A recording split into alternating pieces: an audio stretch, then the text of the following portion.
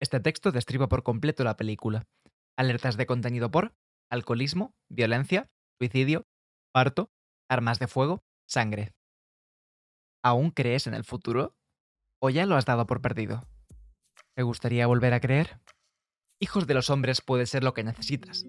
Es una historia que acepta un mundo oscuro, pero aún así se revela contra el derrotismo. Nos invita a buscar algo por lo que luchar y a aferrarnos a ello hasta el final. ¿Te interesa? Te cuento. La humanidad se ha vuelto estéril, por lo que la civilización ha colapsado.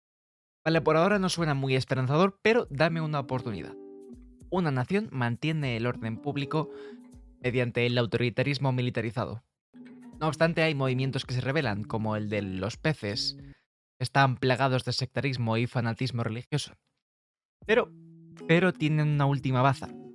Y una chavala sin papeles debe llegar con ayuda de Teo, o un alcohólico que se rindió hace años, al Proyecto Humano, un grupo clandestino cuya existencia ni siquiera es segura. Vamos, que si aún crees en el futuro, ya puedes olvidarte. Al fin y al cabo, ¿cómo vas a creer en el futuro si ni siquiera hay futuro? Parte 1. Mundo sin futuro. La humanidad se ha vuelto estéril. Ya no quedan niñas en el mundo y la población está envejeciendo a nivel físico y espiritual. Esto ha incrementado de forma drástica la conflictividad social en todo el mundo. La mayoría de los países han colapsado, causando olas masivas de migrantes. Solo queda un gobierno funcional y encima se trata del de los ingleses. Aunque viendo el presente me preocupa poco que Gran Bretaña consiga un gobierno funcional de cualquier tipo. En el estilo posterior a la guerra del terror, las medidas excepcionales se han normalizado y ahora conviven con el capitalismo mundano. Es un apocalipsis, pero uno de la época moderna. El apocalipsis moderno tiene una serie de discrepancias con el antiguo que iremos viendo. Para empezar, el mundo no acaba del todo, sino que va empeorando poco a poco, a modo de cataclismo lento. Más que un evento puntual, es un desastre sin un momento clave. Un continuo. El apocalipsis moderno es una distopía, un final de la historia que ha llegado para quedarse.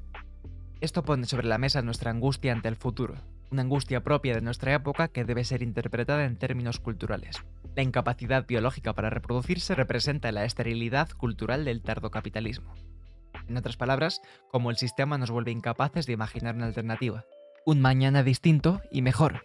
Este fenómeno, llamado realismo capitalista, tiene su efecto más inmediato en el arte. Sin la capacidad de imaginar, el arte queda reducido a la reiteración de lo anterior.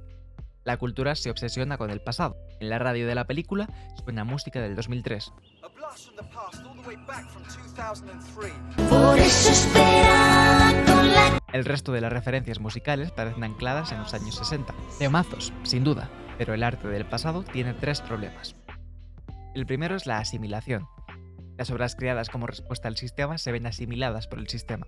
El cerdo de Pink Floyd y el Guernica de otro cerdo diferente eran creaciones contestatarias. Ahora han sido asimiladas y por tanto son inofensivas. Esto tiene que ver con el lugar donde están. El arca de las artes, conclusión última del principio de museo. Esto nos lleva al segundo problema del arte del pasado. Su contexto se ha perdido. El museo, el arca, preserva la obra, pero fuera de su contexto. El David se vuelve un pedazo de roca. Una cultura que solo se preserva no es cultura en absoluto. Las obras canonizadas mantienen con el arte nuevo una relación recíproca necesaria para entender ambas. El tercer problema del arte del pasado es la destrucción de esta relación. La pérdida del futuro implica la pérdida del pasado. Solo nos queda el presente inmediato. Los medios de masas canalizan la obsesión con la inmediatez. Al inicio escuchamos un telediario y vemos gente pegada a la pantalla. Esto establece un paralelismo entre nosotras, como audiencia, y la audiencia ficticia de ese telediario. Del mismo modo que nosotros observamos un mundo ficticio, la realidad mediatizada del telediario se convierte en una ficción. Esta es a su vez inmediata e inalcanzable. La mediatización desplaza el presente hacia lugares lejanos, aliena a la audiencia de su propio contexto inmediato. El presente, al igual que el pasado y el futuro, pierde su significado. Se convierte en una maraña de información inabarcable. La obra nos sitúa así en el postmodernismo, la invalidez de las grandes metanarrativas que dan significado a nuestras vidas. Donde el apocalipsis antiguo era una gran narrativa, el moderno parece ser el resultado del azar cruel. Esto puede parecer abstracto, pero la película nos permite ver cómo lidian los personajes con la ausencia de significado. Parte 2. Significado y su ausencia. Mal. Los personajes lidian mal con la ausencia de significado. Los personajes se desquician y buscan el significado de forma desesperada. Se vuelven hacia el pasado, donde encuentran la nostalgia. La nostalgia es un significado en sí mismo, la simple pero efectiva narración de que el pasado era mejor. Además, la nostalgia les devuelve a una época pre-postmoderna o, bueno, moderna, una época aún regida por las metanarrativas, que daba significado colectivo y a largo plazo a sus vidas. Jasper, por ejemplo, vive entre recuerdos de cuando el movimiento hippie iba a cambiar el mundo. Se refugia en una parcela oculta y cerrada, una pequeña utopía dentro de la distopía. No obstante, sin un futuro al que mirar, el pasado también pierde su significado. La esposa de Jasper sufre una catatonia. Es incapaz de actuar en el presente. Theo rechaza la oferta de mudarse con ellas, aludiendo que no tendría nada a lo que mirar. Sabe que no sería más que un escapismo. El futuro está perdido, pero el pasado está muerto. Queda buscar significado en el presente inmediato, pero sin referencia a pasado o futuro, las posibilidades son reducidas. Algunas lo buscan en la espiritualidad, creencias esotéricas o New Age. Algunas en el sectarismo y el mileniarismo. Otras acaban en nihilismo, la negación del significado. No obstante, cuando el significado desaparece, lo poco que queda es placer. El placer en un presente aislado se convierte en un hedonismo nihilista, esto es, complacerse ahora mismo sin pensar en ello. Hay quienes acumulan lujo, hay quienes abusan de sustancias varias, hay quienes apuestan, hay quienes se obsesionan con los medios, que convierten el presente en espectáculo constante. El máximo exponente de este tipo de placer es el juego de Alex, que parece un poco el Subway Surfers de 2027. Es una fuente constante de estimulación, de generación de sustancias en el cerebro. Es un placer ansioso, lo que los chavales llaman coping mechanism. No obstante, a veces ni siquiera esto sirve. Algunos cometen el suicidio, como escapismo definitivo. Otros, como Sid, disocian, se perciben en tercera persona para distanciarse de la realidad. Otras acaban como nuestro protagonista, abrazando el cinismo. Theo mantiene una distancia cínica ante cualquier implicación social. El constante movimiento de la cámara nos da la sensación de que está flotando. Sus pies mal calzados, símbolo recurrente, representan la falta de firmeza en sus pisadas, ausencia de algo en lo que apoyarse. Este cinismo sufre una sacudida cuando Julia, su ex compañera, vuelve desde su pasado. Ella le pide una ayuda concreta, pero también algo más personal: que preste atención al pitido de sus oídos. ¿Se refiere al típico pitidito que se te queda en los oídos después de estar en un atentado? Según la peli, vamos, yo... idea. Es el sonido de las células auditivas muriendo, una frecuencia que pronto dejará de oír. Julia le pide a Theo que preste atención a algo que está muriendo, pero que aún sigue ahí: las convicciones del pasado. No de la forma idealizada de la juventud, sino de forma realista, adulta. La revolución ya no es algo ansiado con pasión, sino una responsabilidad adulta hacia el futuro. Theo se responsabiliza de Key. Acepta la carga como un padre haría con su hija, y como un buen padre, la escolta hasta un grupo paramilitar con la intención de desentenderse por completo. Al fin y al cabo, Theo no puede participar en la lucha porque no encuentra el significado en ella. Por su parte, este grupo paramilitar, los peces, sí la encuentran. Los peces encuentran la fe. Parte 3. Fe ante el apocalipsis. La fe es la creencia en algo de gran significado que se sostiene de forma irracional. En la fe, el objeto de la creencia no está basado en la realidad observable. Esto es evidente en las sectas religiosas que vemos, que son irracionales por naturaleza. No obstante, también los grupos políticos, que no son inherentemente religiosos, acaban usando el lenguaje de la religión. Ante la ausencia de algo concreto que ofrecer, prometen una revolución, una gran narrativa de cambio inminente. Sin embargo, nos encontramos en la postmodernidad.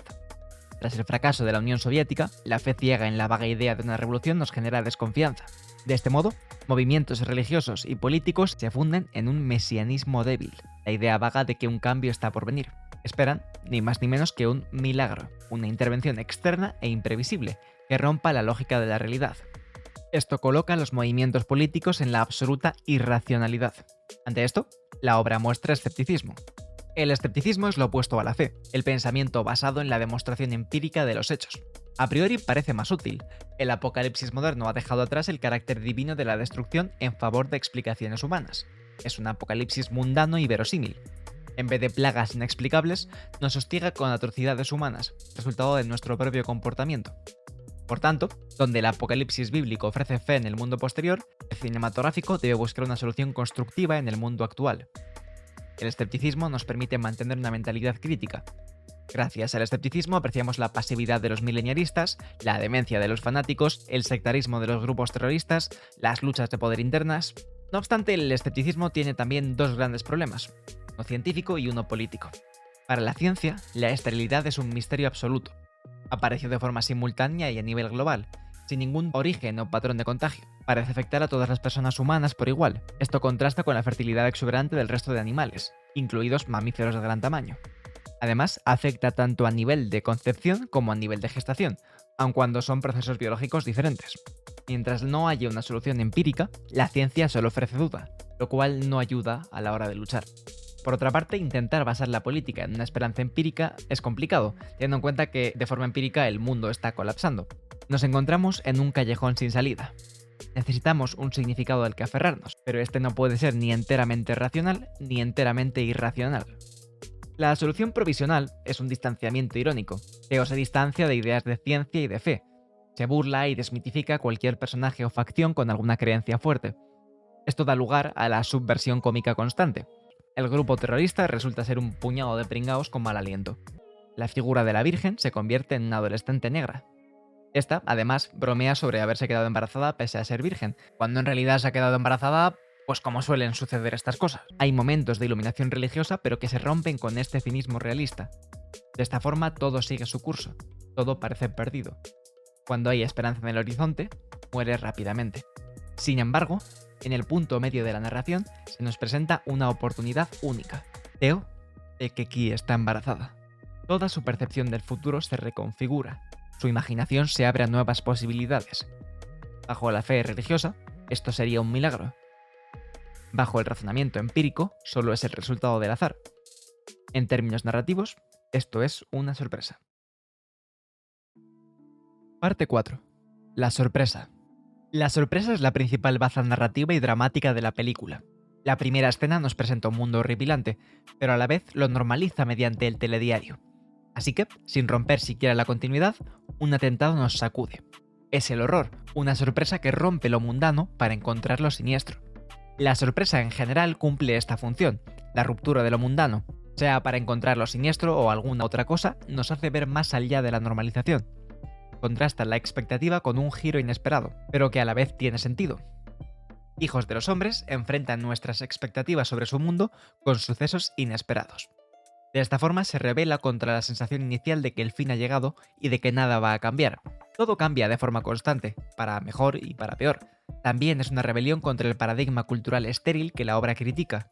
El arte debe ser capaz de sorprendernos, de hacernos reconsiderar. Esto a menudo toma la forma de horror, pero también la de humor. Hijos de los hombres tiene un sentido del humor sorprendente teniendo en cuenta de qué va la peli y tal. Un humor absurdo e irreverente que rompe con frecuencia el grave tono general.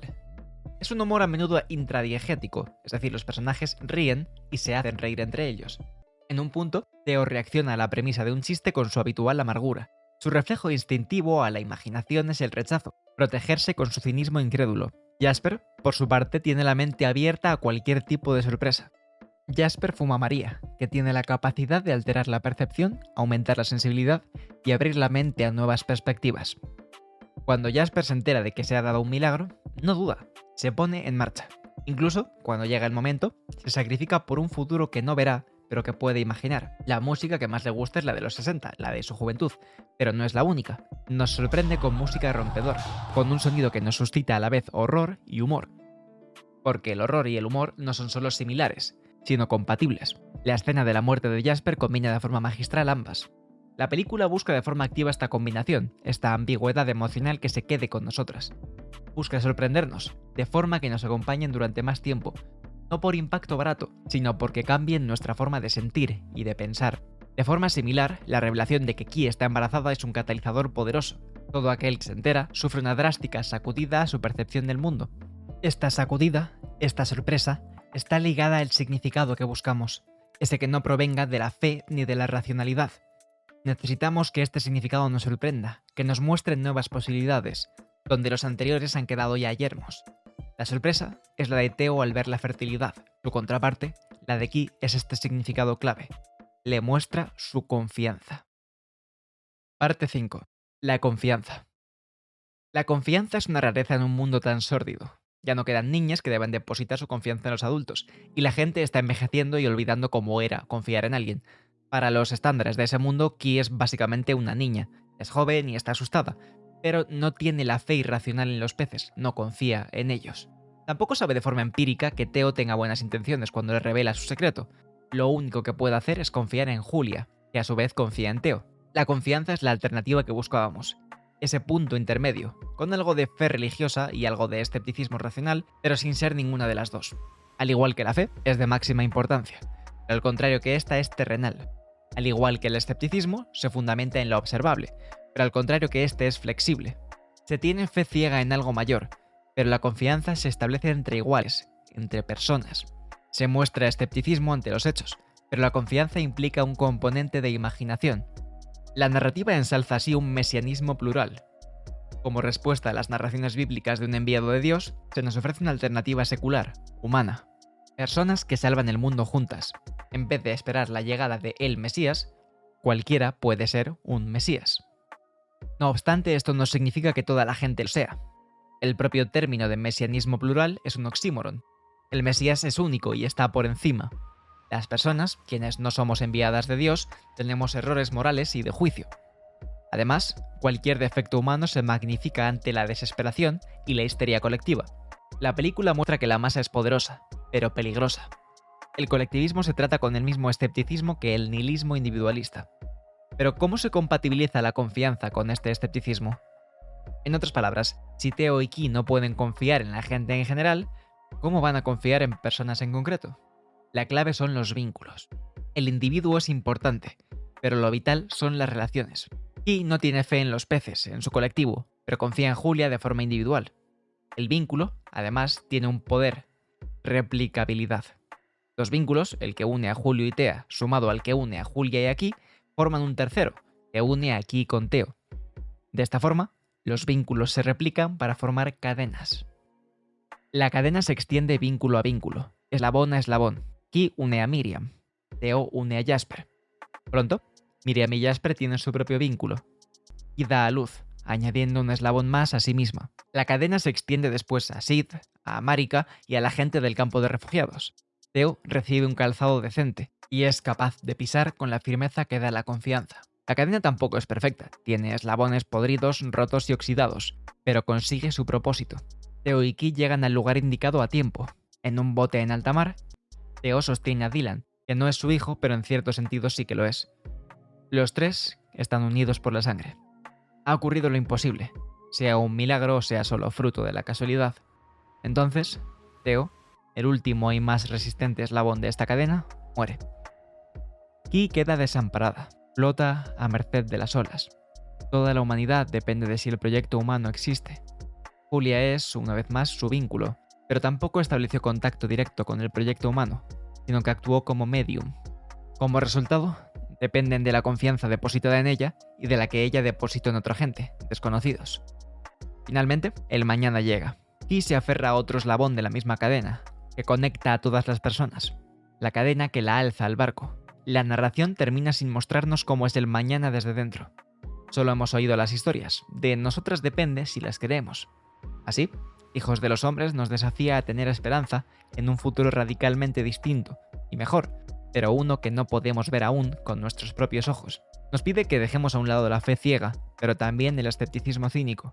Nos pide que confiemos en la cadena, en el vínculo, en la persona. Hasta aquí mi interpretación de la película. Espero que os haya gustado. Si es así, por favor, haced todas esas cosas que se hacen para darle amor a los vídeos.